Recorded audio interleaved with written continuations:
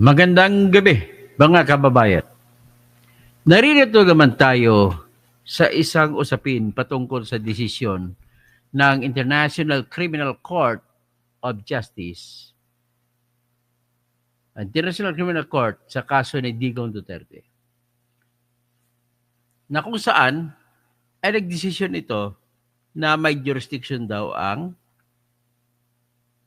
ICC sa kaso ng Pilipinas, particular sa pagkatao ni Duterte, kung ang pag-usapan ay o ang tanong ay pwede ba siyang lilitisin sa ICC? Yan ang sinabi ng ICC Pretrial Chamber. Tatlo kasi pong chamber ng ICC Court. Pretrial Chamber, Trial Chamber, tsaka Appeals Chamber. At ang katwiran nito ay dahil ginawa nila na isang bagay na pwedeng pagbabasihan ng jurisdiction sa ilalim ng Article 127, Paragraph 2 ng Rome Statute. At kinuha nila na, kung strictly speaking, any matter under consideration by the court, capital C. So, ibig sabihin, ang ginawa ng ICC Pretrial Chamber ay nagdahil lamang mayroong preliminary examination sa kaso ng Pilipinas na ginawa o sinimulan ang Office of the Prosecutor noong February 8, 2018, ay pwede na daw basihan na para sabihin na may jurisdiction or authority ang ICC na lilitisin si Digong at husgahan.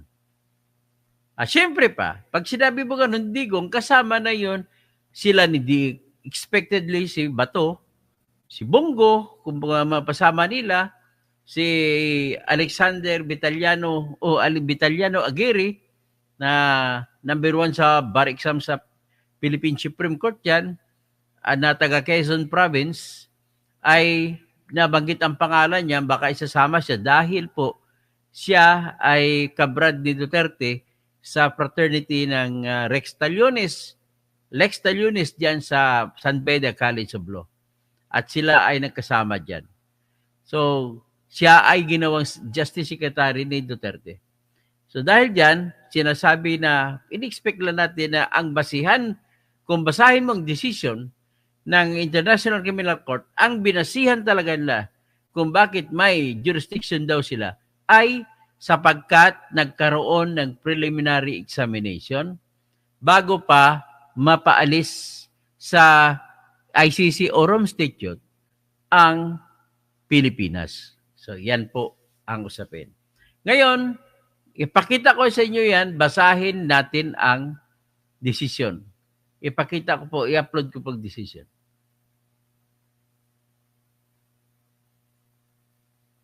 Ito pong decision.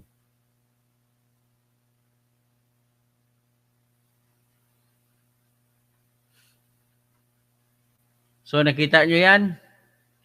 Yan dyan mo makita sa paragraph 60. Pagkatapos ng pagkahaba-haba ng diskusyon ng ICC, na sinabi nila, nakabase sila sa katotohanan na may preliminary examination, ay dito nila inamin na walang batas na nagsasabi na pwedeng basihan na ang preliminary examination ay magiging basihan ng jurisdiction. So, okay, bago ko i-presenta yan, bago ko i-discuss yan, balik muna tayo sa medyo maagang pagsimula. Okay. Sa kasong ito, sa usapin ko may jurisdiction ba ang ICC o wala, nagsampa po ng hiling. Tawag na lang nating hiling kasi request ko sa English pa, pero kung sa Pilipinas, walang request kundi motion ang tawag. Okay, sinabi dito ng abogado ni Digong Duterte na si Attorney Kaufman, na nire-request nila mula sa ICC Pretrial Chamber na ibasura na ang kasong ito sapagkat po ay wala ng jurisdiction o wala ng karapatan mag-trial ang International Criminal Court. So yan pong argumento. Ngayon, tingnan natin kung ano mga katwiran ni Atty. Kaufman. By the way, bago ako magsabing katwiran, nais kong sabihin sa mga anti-DDS at saka DDS na nilalatag ko lamang kung anong nangyari, ha? Okay? So, dapat sana, I am hoping na tatanggapin yung diskusyon ko with open arms, with open mind, at kayo na magbibigay ng sarili ninyong desisyon or opinion sa inyong utak. At kung maaari lang, wala lang sanang murahan. Pero kung hindi ka makapagpigil, galit ka halimbawa sa kalbo o galit ka sa akin, okay lang po, walang problema, sanay na po ako. So ito po gayon. Ang argumento nila na Atty. Kaufman kung bakit wala ng jurisdiction ang International Criminal Court ay sapagat ganito. Ang mamamayani ay o ang gagamiting batas o ang batas na nag-apply sa sitwasyon ay yung tinatawag na Article 12, Section 2. Article 12, Paragraph 2. Tingnan natin ang Article 12, Paragraph 2. At saka, gagamitin mo rin Article 13. Hindi ko na bubuksan siguro. Na nagsasabi na para ma-authorize, para mabigyan ng authority o jurisdiction ang ICC sa pagkakaso, dapat ang paghingi ng authority sa pag-imbestiga ay naganap o gagawin sa araw na kasapi pa ang Pilipinas ng ICC o Rome Statute. Klaro po yan. Walang contest dyan. Kahit po yung ICC inamin yan. So, ngayon, given that fact, naghirap ang ICC sa pagdesisyon. Pero ang ginawa ng ICC, inaamin nila na hindi na member ang Pilipinas sa panahon nung nag-apply ang prosecutor's office ng ICC ng authority para mag-imbestiga. So ito, kailan ba sila nag-apply? Noong May 14, 2021. Saka May 14, 2021. Inaprobahan ng ICC ang pag-apply, paghingi ng authority to investigate. Inaprobahan nila kailan? Noong September 15, 2021. Napansin nyo ba? Kabisado ko ba nga petsa? Okay, so bago niyan ay nag-anunsyo muna si Fatou Bensouda na siyang prosecutor sa panahon na yon noong February 8, 2018 na magsisimula sila ng preliminary investigation sa kaso ng Pilipinas. So, okay? So, sa ganon sitwasyon, ang sinasabi niya, kung mag-investigation ay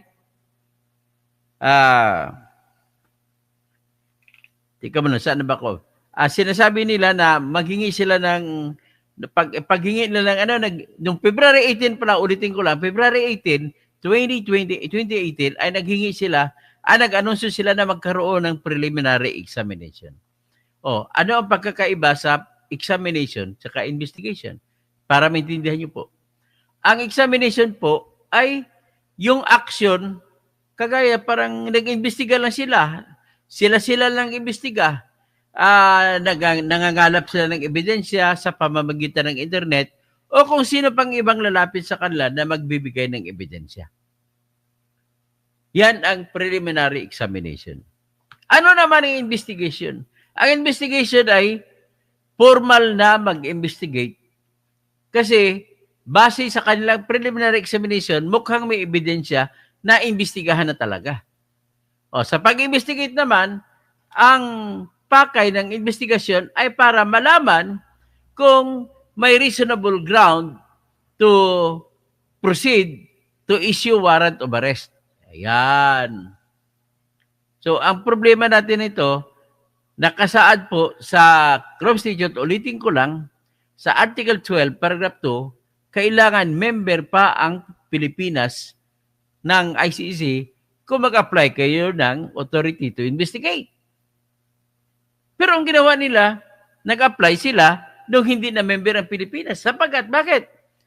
Kasi nung pagkatapos na mag-anunsyo ng February 8, 2018, si Pato Bin Sauda na mag-examine sila sa Pilipinas, nagpalabas ng notice si Digong Duterte at pinadala doon sa sa Secretary General ng United Nations. At ang sulat, sinabi na magwi-withdraw ng Pilipinas mula sa International Criminal Court.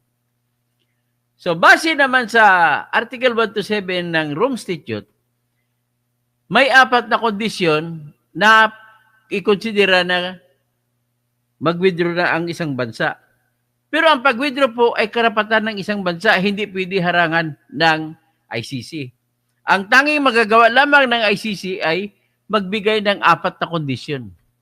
Ang unang kondisyon ay kailangan sa loob ng 1 year minimum ang pwede ka mag-withdraw. Mula nung sinampa mong withdrawal ay 1 taon po magiging epektibo.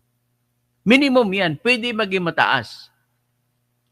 Pangalawang kondisyon na kung may babayarin ka pa sa ICC, kagaya ng membership fee, contribution, ay babayaran mo pa rin.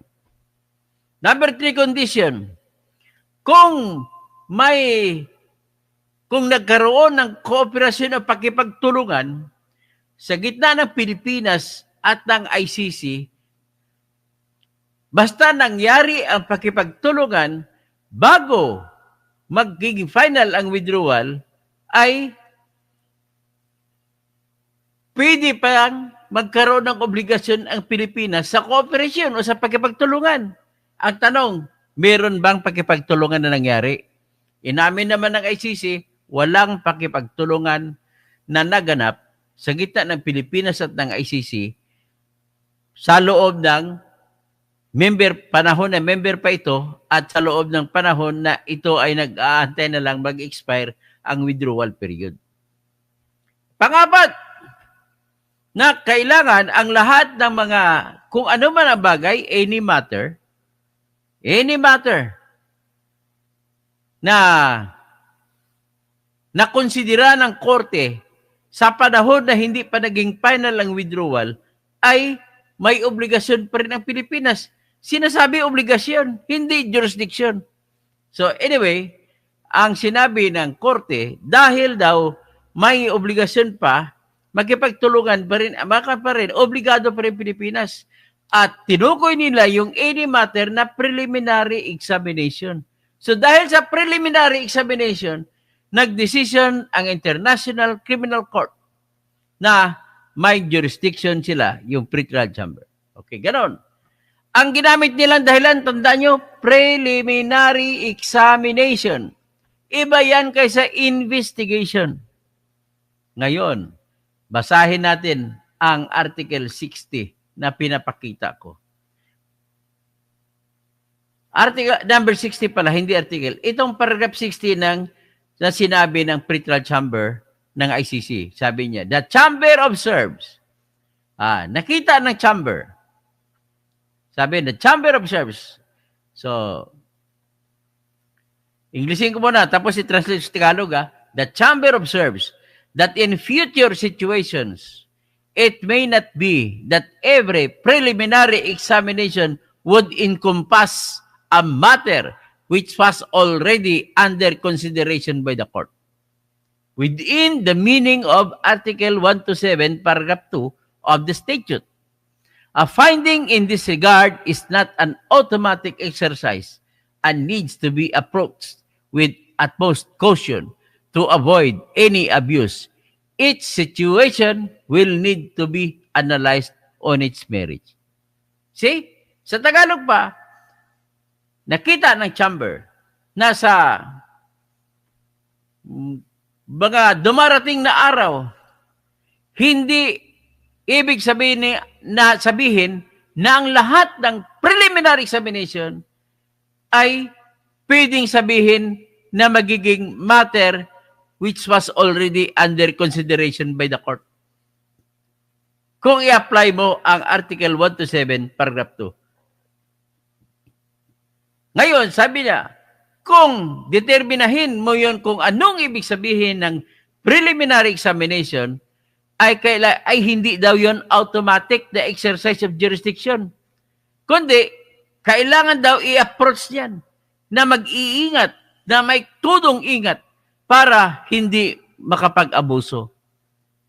Sabi, ang bawat sitwasyon ay kailangan ma-analyze ng matindi. See?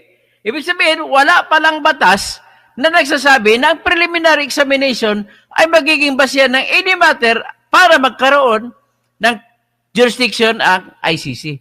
Very clear, very clear. Sabi niya sa kasalukuyang kaso ni Duterte, sinabi na, the chamber finds that the combined effects of the matters set out above demonstrates that the Philippine situation was under consideration within the meaning of Article 127, Paragraph 2 of the statute during the course of the prosecution's preliminary examination before the Philippines deposited its written notification of withdrawal from the statute and prior to the date on which the withdrawal of the Philippines became effective. This conclusion is further elaborated and confirmed when having regard to the remaining interpretative principles in Article 21 of the Vienna Convention on the Law of Treaties. Anong finding ko nito? Dito ko nakikita na malakas ang chance ni Digong na mananalo sa apila. Inamin nila na walang batas. So pagdating po sa matters of jurisdiction, kailangan po yan ay it must be expressed, walang duda, at batas lamang ang makapagbibigay ng jurisdiction. See? So ngayon, napakalaking ano to. Anyway, basta ito lang ang masasabi ko sa ngayon na ang ICC, ang ginawa nila ay hindi nila sinaalang-alang na wala palang batas na nagsasabi na ang preliminary examination ay magbibigay ng jurisdiction. So, yan lang po ang ating discussion sa ngayon. Ganun lang kasimple po. Total, naintindihan nyo na yung aking paliwanag kung paano nag-umpisa. Sa totoo lang, hindi ako nagyayabang Binana at saka Pastor Rudy Rabi. Susulatan ko na to si Nick Kaufman. Gagawa ko ng motion for reconsideration. O Romel Bengson, naimbag nga Rabi kada kayo amin. Mga kabalin ko, maya pabingi sa mga kaibigan ko, mga kinakapatid ko dyan sa Bicol. Maray na banggi. Tapos sabi mo, sarong banggi, isang gabi, maliwanag. Okay? So anyway, naliwanagan na ba kayo? Iyan lang po ang ating sasabihin at please pass it on para maintindihan naman ng Pilipino. So ulitin ko lang, the shortcut is inamin ng ICC pre-trial chamber na wala palang batas na nagsasabi na ang preliminary examination ay jurisdiction. See? That's a big hope para sa mga na makadidiis. Para naman sa anti-DDS, naunsyami sila diyan. Galit sila diyan. Lalo na kay Trillanes, galit sila diyan. So, anyway, with opinion lang to sa akin, at nangyayari, sinasabi ko lang kung ano ang pangyayari. Wala po akong fake news dito na pumapabor kay Duterte o kay Sara. Sinasabi ko lang kung anong nangyari, anong sinabi ng pre-trial chamber na ay ng ICC at kung ano ang inamin at kung anong interpretasyon niyan sa ilalim ng batas. Ulitin ko lang, para magkaroon kayo ng magandang pag-iisip, lahat po ng jurisdiction, halimbawa, is kapangyarihan sa pagkorte pag-usapan. Ang ibig sabihin ng jurisdiction ay kapangyarihan sa pagdidinig, paglilitis ng kaso at pagbibigay ng desisyon. Pagbibigay ng hatol. Yan pong ibig sabihin. Susuri ng ebidensya at pagbibigay ng hatol. So, okay? So, ganon ang ibig ko lang sabihin dyan. So, to the DDS lovers ay malaking pag-asa ito. Sa mga anti-DDS, asar sila nito. So, let us face the law. Let us be fair. Okay? Yan na po ang aking masasabi. At please like and share at mga Team Replay, please do not skip ads. At kung may iron man ako isa, ulitin ko lang sa mga kaibigan ko na alam mo si Atty. Niel, rejected na nga, sinabi, pero si Atty. Niel, hindi niya intindihan ito. I dare say ito, Atty. Niel. Hindi niya intindihan ito. Sinasabi ko lang na inamin ng ICC na nagbasura ng kaso, sinabi ko na binasura na. Pero inamin naman ng ICC na walang batas na nagsasabi na nagbibigay ng preliminary examination ay jurisdiction. At ito yung ginamit na dahilan ng ICC kung bakit binasura nila. Dahil daw, ang preliminary examination ay pwede nilang gamitin na matter under consideration by the court at magbibigay ng jurisdiction. Okay? So, gano'n na lang po ang ating pag-usapan. Ano na lang, kung abot ako 10,000 subscribers, tatakbo ko presidente para babaguhin ko sistema ng katarungan sa Pilipinas kung saan ang lahat ng mga korte ay dapat mga tao na napinili sa nirapol mula sa komunidad, mula sa probinsya, mula sa mga lungsod na sila na mismo maghahatol. Okay? Hanggang dyan na lang tayo.